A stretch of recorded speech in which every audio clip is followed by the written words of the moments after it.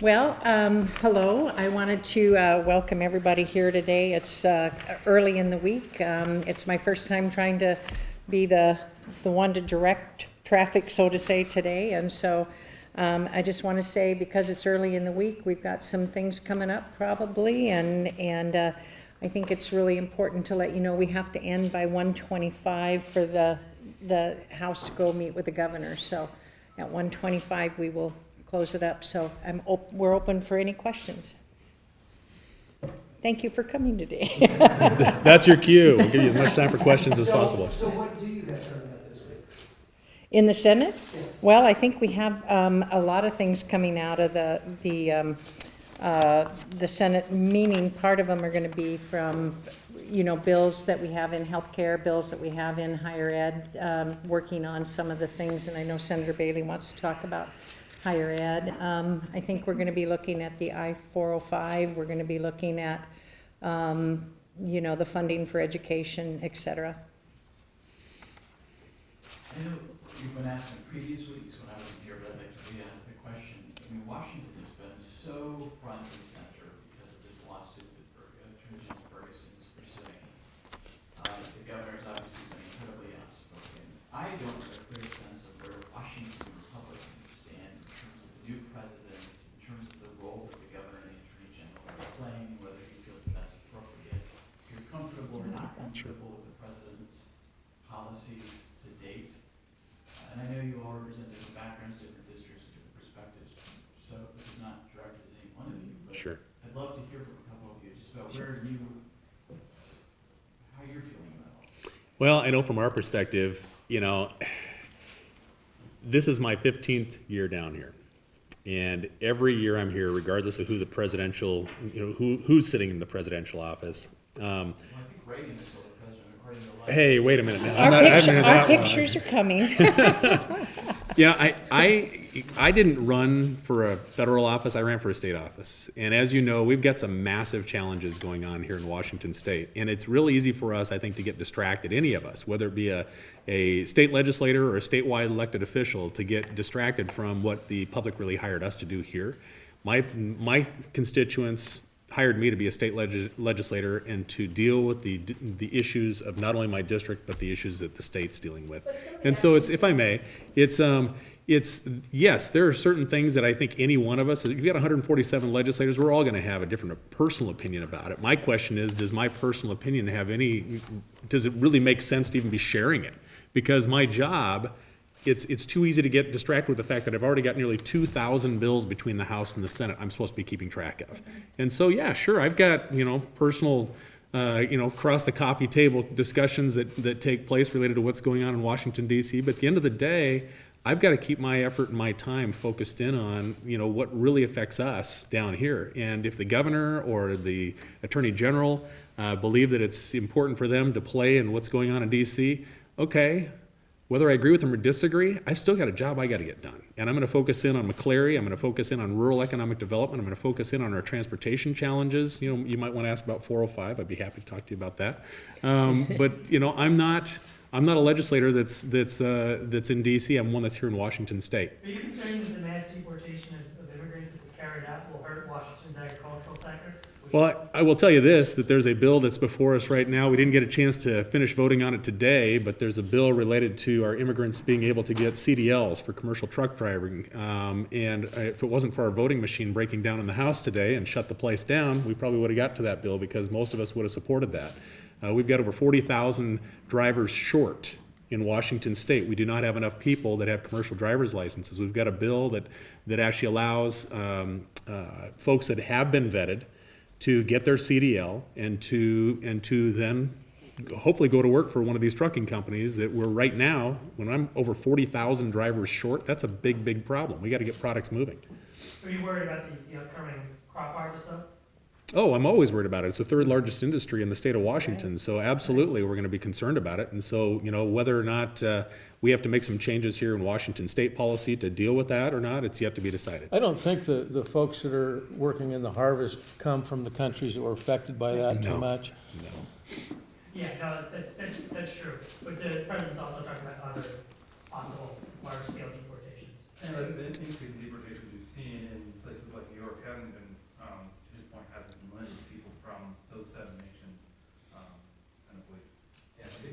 ICE crackdowns are primarily expanding in California. And I guess my question on that is gonna be, okay, who were these people and why were they deported? If we're just gonna be, if I may, if we're just gonna be talking about numbers versus, okay, if we have somebody who committed a felony, and it already says in current federal law that they are supposed to be deported, are they or are they not just following up with law that's already been on the books? And I don't know the answer to that, but if we find that we've got a shortage of workers here, then that's something that we're definitely gonna be concerned about. I do know that most of the people that we're dealing with here that are in our agriculture industry, that are helping us with our harvesters, and many of them are my friends, many are people that I've worked with for years, that go back and forth. They do come here legally, they are vetted, and they do a fantastic job of taking care of us in the agriculture industry. There could be a chilling effect, though. Story in the Washington Post over the weekend said fruits rotting in the field in Alabama because of a chilling effect, not because everyone's been deported, but because everyone headed for the hills. We're not in Alabama. We don't have anything ready, we don't have our fruit ready to be harvested yet, so we're not quite there. We're And I also think not we've been running for very governor. supportive. Yeah. Yeah, and we've also been very supportive Yeah. of all these workers in the past. Why would we change? I guess, and that's the question, is what do you plan to do to support them now? That's the question. Yeah. I think we'll continue down the path we have. We've been working with the farm workers for years, way before I ever got here, and we've actually done a lot of good work to support them. And I don't see where we're gonna change that. Well, a lot of that support Senator Bailey is the Dreamers Act, which you Correct. helped move through the legislature Right. after some very emotional testimony that Right. appeared in the committee. Are you afraid that something could happen to the state's Dreamers Act with what the federal government is talking about the crackdown on illegal immigrants? I really don't. I think that what goes on a federal level is going to happen regardless of what we are doing here. And quite frankly, I think that our laws here are pretty solid, and the things that we've been doing are reasonable and benefit all of the citizens of our state. And we certainly want to be able to make sure that all of our young people have an opportunity for higher education and a great future. Senator Becker, do you have concerns on the healthcare front? A couple of colleagues on the Democratic side have introduced measures that would seek to preserve some of the preventative coverage requirements that are currently required under federal law. So are you sort of preparing, or what are your thoughts for changes, which, nobody knows what's going to happen at the federal level now, but still not knowing, are you anticipating any changes, and do you have any concerns? So of course, you're always going to anticipate in healthcare because it's the big number one thing that President Trump moved forward. But here's my thing. I've never felt that we should always and ever consider anything complete in the healthcare arena. It's the most regulated industry in the entire nation. I've introduced a bill that says we're actually to try to introduce just the 10 essential benefits to reduce the costs for people out there on the individual plans trying to buy insurance, which is prohibitive today. It would just take it down to those 10 essential benefits versus our 50-some mandates that we have in Washington State. So it should greatly reduce the cost. As far as what he's going to do in the future here, we don't have a glass ball, but I would expect that he will, and the administration back there, make some changes. I would be opposed to taking away our Medicaid expansion. I was supportive of that along with our caucus the entire time.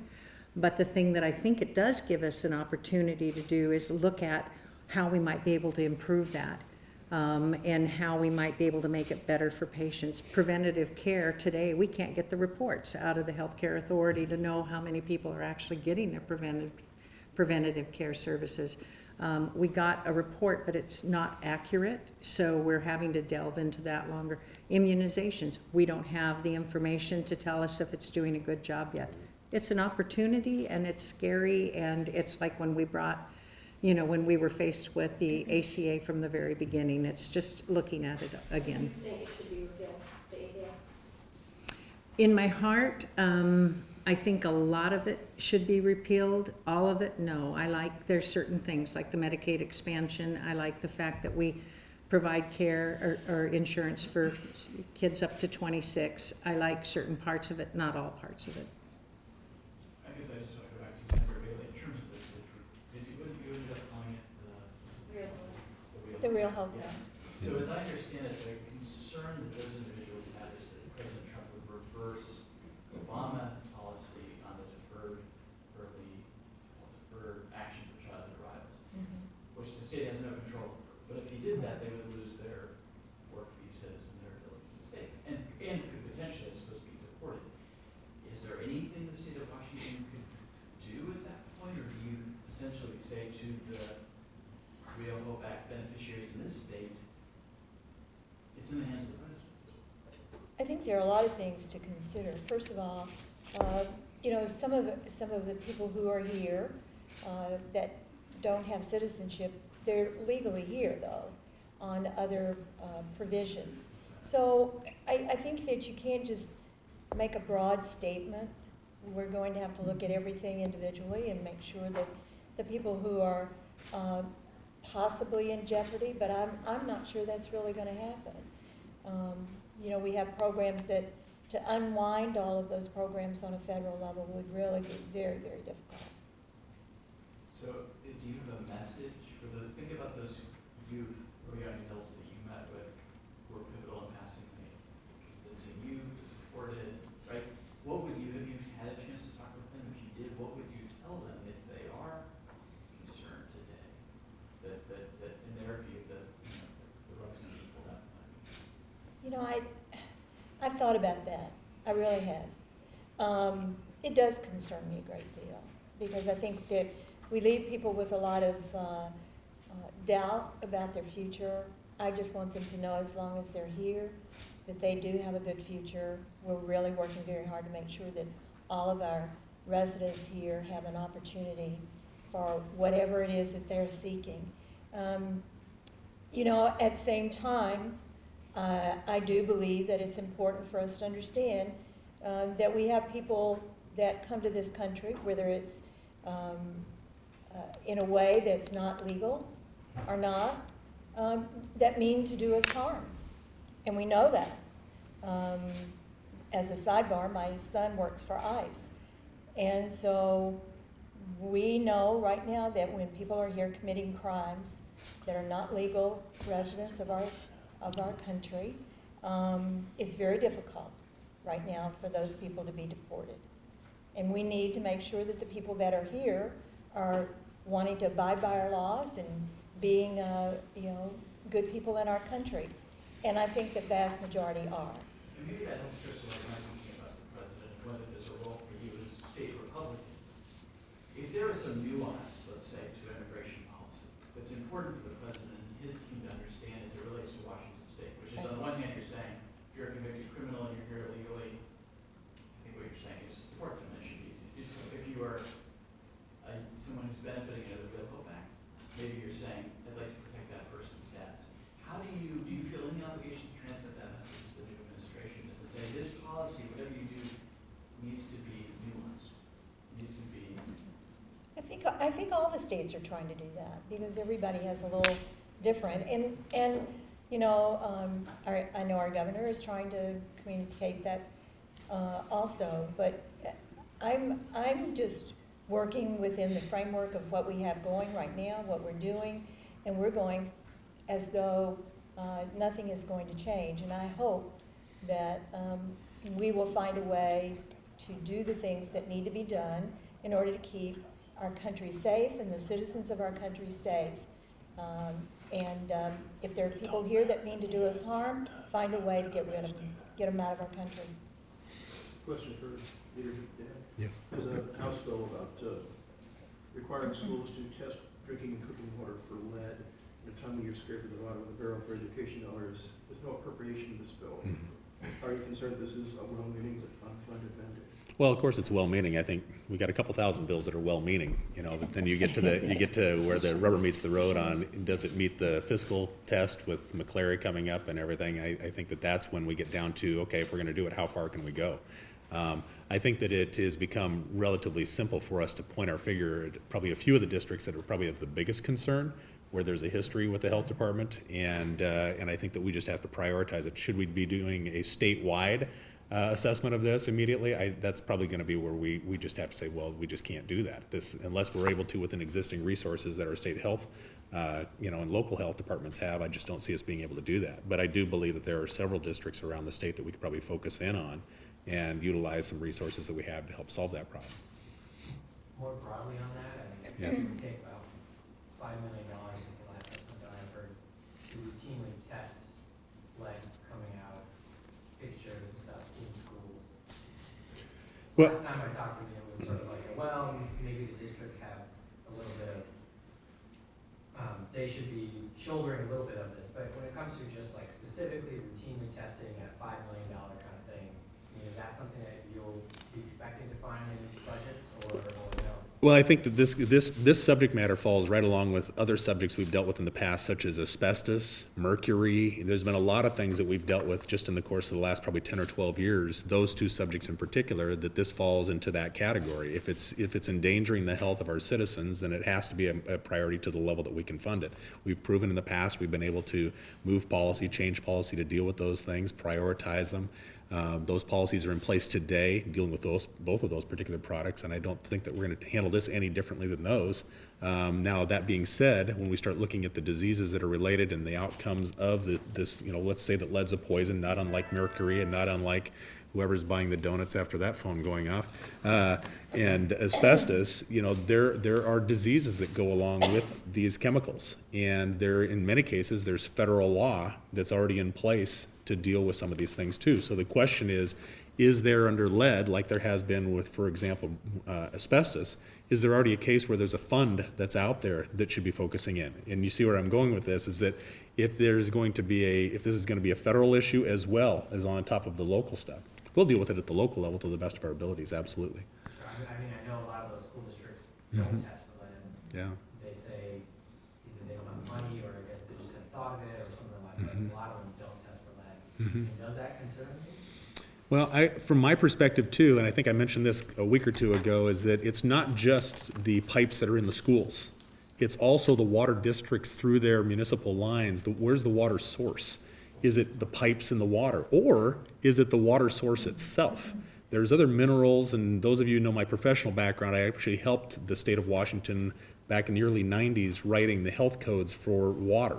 And so when you go back to the source and you start talking about all the minerals and things that are just in the soil where your water source is coming from, sometimes it's actually the source point. It's not actually the pipes because of how the wells were drilled and so forth. But in this particular situation, should we or should we not have our municipalities checking to make sure also that the source point and that source water going into our schools, into our other public facilities is safe? All public water districts test the water that's Yes. coming out of there. The issue is the schools not testing like old faucets and pipes within schools, so I just throw that out there. Well, on the plus side, of that, we may be dealing with a lot of that here in the near future. We've had record school bonds passing, as you probably all have seen, to the point where it's going to be probably absorbing at least 3/4 of our capital budget this year.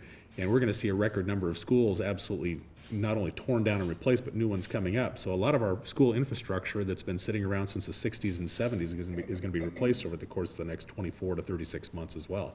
But yes, we'll be looking at how can we make our school water supplies safer. Sure, but that $5 million number, can you commit at this point? Not at this $5 point. million? Not at this point, no. Friday's cutoff for policy bills. I'm wondering if each of you have a bill that you are very much interested in making sure it gets out to me and gets to the vote. Representative Joel Kretz, can you give us some thoughts on that? Well, really, I think for many of us, we talk about water. The water issue this year is a Hearst decision, and the impacts are going to be really, really graphic. I'm more interested in trying to deal with some of those. Interesting testimony last week in the Agner Committee. We got the number from Ecology that exempt wells extract about 1% of the water in the state that's available out there, 1%. The next line of questioning was, well, how much of that 1% just disappears from the system? Water doesn't disappear. What we heard was that the biggest threat there is watering your lawns, where you have some evaporation. But generally, that 1% goes right back through the system into the ground, recharges the aquifer. So what are we doing with Hearst? Are we a 0.1%, 0.2, 0.5% of the whole water bank in the state is going to stop all development in rural areas. The part that you all ought to care about, I guess, would be that if those parcels are devalued, if you've got 20 acres that's worth $35,000, it's worth about $100 an acre if you can't do anything with it. When those are assessed, it'll take a couple of years. The devaluation in property will have huge impacts, and the taxes don't go away. The counties, municipalities will collect the same amount, but it's all going to be shifted into the urban areas. That's where the whole state starts caring about the Hearst decision. There's a number of bills on that. There's a lot of discussion. We'll see what works, but to me, that's the biggest threat facing it right now, especially on water. Question for Representative Kretz and Senator Becker, since I know you both have legislation on wildfire policy. Is there bipartisan consensus on moving any of those this year? Well, this is my second year on the two bills that I have. The first one being on volunteers trying to get in and help actually fight a fire. My brother, I used as the example, tried to go and volunteer. He went from Roslyn he's a logger, and he went from Roslyn to Spokane, took the course, only to be given a piece of paper that said, here's the supplies you'll need, and it was $1,000. When you're out of the woods because of fires, you don't have an extra $1,000, and so that bill would actually, help pay for some of those supplies, and then they would be turned back in. We've had bipartisan support here, but I'm not sure where the department actually stands on it, and who fights it right now. The other one is just educating people that they have opportunities to utilize foams, et cetera, on their homes so that they can actually help themselves when a fire is occurring. And we had bipartisan support last year, but a lot of that got wrapped up into that big fire bill, and we lost the entire fire bill. So hopefully we'll be able to move some of those forward. Last question, please. On education funding, are you any closer to finding a way to fill the hole? Any ideas for where that savings might come from? Different numbers for it. One Democrat used the last 1.4 billion. You got any more ideas about Yeah, what to use to fill that? we just got an update before we got in here, and that basically everybody was using a different model, and so what they're doing is getting everybody to use the same model. You want to watch for an update today. We don't have any of the details of it, but it appears that it's going to make everybody a winner in this situation. So today, later on, we'll know more. These are your numbers, OFM's numbers, everybody's agreeing to these numbers? They're trying to use the same number for the modeling purpose, so that's what we've heard so far. So that's all I know on that. But then modeling mostly, if I'm understanding correctly, modeling, deciding what the baseline is to determine whether any one of the given plans represents a relative cut or increase. And I guess my question is more about the unallocated or rather unsourced funds in their Republican plan. There's a big pot of money that's just going to come out of unspecified savings. Any more ideas about where that's going to come from? It's a lot of money. Not at this time, but we'll know more this afternoon, I think. I will say this, though, compared to, the few $100 million that's talked about there, with the Senate plan as compared to the billions of dollars that has not been specified yet on the House Democrat plan has got us a little concerned. There's in excess of $9 billion in tax proposals that the House Democrats have put forward in bills at this stage of the game. I'm interested to see, and as I've said to them, we'll start negotiating a final product here once we see that the House has got the votes for a funded education plan and that the Senate's got the votes for a funded education plan. The Senate has put together their funded source for an education plan. Yes, they do have a small percentage of it in comparison that is not yet decided on where exactly within the existing resources that's going to come from. But at this point, as compared to the House plan, none of it's been voted on. Neither the policy or any of the funding, not one penny. Thank you very much for having us here today. Okay.